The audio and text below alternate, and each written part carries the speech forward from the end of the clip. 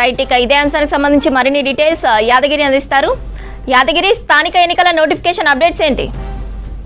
స్రవంతి, ముందుగా రాష్ట్ర ఎన్నికల సంఘం ప్రకటించినట్లుగానే షెడ్యూల్ విడుదల చేసినట్లుగానే కొద్దిసేపటి క్రితమే ఆయా జిల్లాల వారీగా మొత్తం 31 జిల్లాలో ఈ స్థానిక సంస్థల ఎన్నికలకు సంబంధించినటువంటి నోటిఫికేషన్ విడుదలైంది.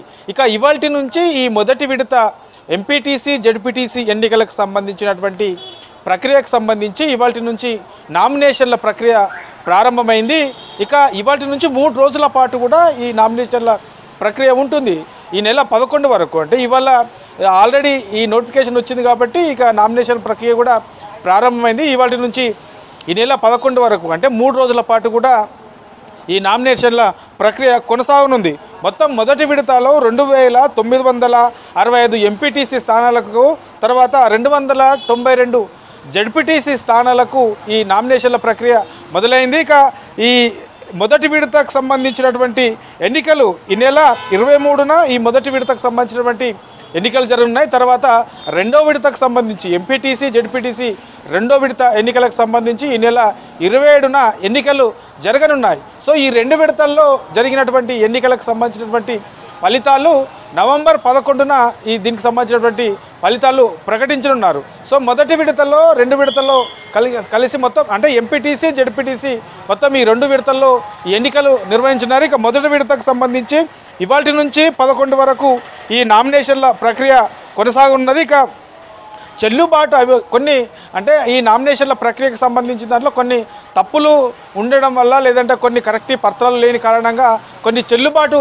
కానివి ఏవైతే ఉంటాయో దానికి సంబంధించి 12న దానికి సంబంధించినటువంటి ఈ చెల్లుబాటు అయ్యేవన్నీ కానివన్నీ దాని మీద పూర్తి స్థాయిలో దాని మీద ఒక క్లారిటీ వస్తుంది. తర్వాత ఇక మనకు ఏదైతే ఈ నామినేషన్ల ఉపసంహరణకు సంబంధించి అక్టోబర్ 15 లాస్ట్ డేట్ ఉంది. మొదటి విడతకు సంబంధించినటువంటి నామినేషన్లు ఎవరైతే వేస్తారో ఒకవేళ వాళ్ళు మళ్ళీ దాన్ని ఉపసంహరించుకోవాలనుకున్న వాళ్ళకు అక్టోబర్ 15న ఈ ఉపసంహరణకు అవకాశం కల్పించారు.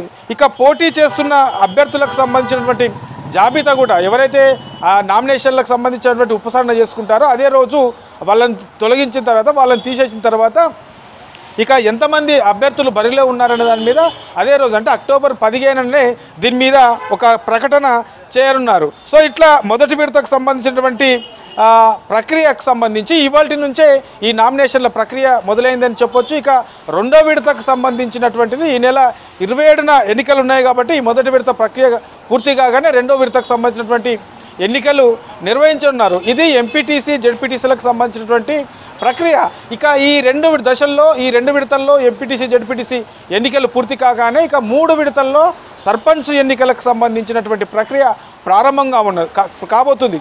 ఇవాళ స్థానిక సంస్థల ఎన్నికలకు సంబంధించినటువంటి ప్రక్రియ ఇవాల్టి నుంచి ప్రారంభమై ఇక నవంబర్ 11తో ముగియనున్నది కాబట్టి దీనికి సంబంధించినటువంటి ఏర్పాట్లన్నీ కూడా రాష్ట్ర ఎన్నికల సంఘం పూర్తి చేసింది. ఇక నిన్న కూడా ఆయా జిల్లాల వారీగా రిటర్నింగ్ అధికారులతో రాష్ట్ర ఎన్నికల సంఘం ప్రత్యేకంగా సమావేశం నిర్వహించింది.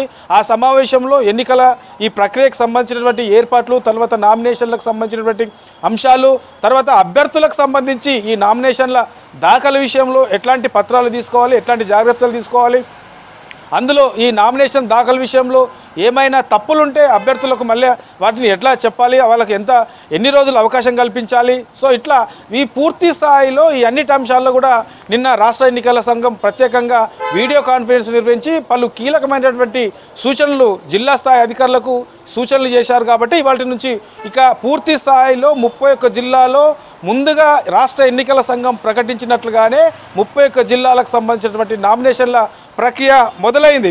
అయితే మొత్తం రాష్ట్ర వ్యాప్తంగా చూస్తే మనకు ఎంపీటీసీకి సంబంధించినటువంటి స్థానాలు చూస్తే 565 ఉన్నాయి. తర్వాత ఇక జెడ్పీటీసీకి సంబంధించి 565 ఉంటాయి. ఎంపీటీసీకి సంబంధించి 5749 స్థానాలు ఉన్నాయి. వీటికి 2 విడతల్లో ఎన్నికలు జరగనున్నాయి. ఇక దీనికి సంబంధించి ఎంపీటీసీ జెడ్పీటీసీకి సంబంధించి 31,300 పోలింగ్ స్టేషన్లను ఏర్పాటు చేశారు. ఇక గ్రామ పంచాయతీలకు సంబంధించి మొత్తం 3 విడతల్లో ఎన్నికలు జరగనున్నాయి. దానికి సంబంధించి మొత్తం 12,733 గ్రామ పంచాయతీలు ఉన్నాయి. దీనికి సంబంధించినటువంటి ఎన్నికలు 3 విడతల్లో జరగనున్నాయి. ఇక ఈ ఎన్నికలకు సంబంధించినటువంటి పోలింగ్ స్టేషన్లు 15,302 పోలింగ్ స్టేషన్లను ఏర్పాటు చేశారు. అక్కడ వచ్చే వాళ్ళకు కూడా ఎట్లాంటి ఇబ్బందులు కాకుండా అన్ని సంబంధించినటువంటి సౌకర్యాలు కూడా కల్పించాలని చెప్పేసి ఇప్పటికే ఎన్నికల అధికారులు జిల్లా స్థాయి అధికారులకు సూచించారు. ఇక మనకు మొత్తం ఇందులో ఏదైతే ఈ 3 విడతల్లో జరిగే సర్పంచ్ ఎన్నికలకు సంబంధించి మనకు ఇందులో వార్డుల సంఖ్య చూసుకుంటే మనకు 1,12,288 వార్డులు ఉన్నాయి. సో 12,733 గ్రామ పంచాయతీలు ఉంటే ఇందులో 1,12,288 వార్డులు ఉన్నాయి. వీటన్నిటి కూడా 3 విడతల్లో ఎన్నికలు జరిగి ఉన్నాయి. వీటికి సంబంధించినటువంటి ఏర్పాట్లు కూడా ఇప్పటికే ఆల్రెడీ పూర్తి చేశారు. ఇక రాష్ట్ర వ్యాప్తంగా చూస్తే మనకు ఓటర్ల సంఖ్య మొత్తం 1,67,03,168 ఓటర్లు ఉన్నట్లు ఫైనల్ ఓటర్ల జాబితాను ప్రకటించారు. ఇందులో పురుషులకు సంబంధించి 81,65,894 పురుషులు ఉన్నారు. తర్వాత మహిళలకు సంబంధించినటువంటి ఓటర్లు 85,36,770 మహిళలకు సంబంధించి ఉన్నారు. ఇక ఇతరులు 504 మంది ఓటర్లు ఉన్నారు.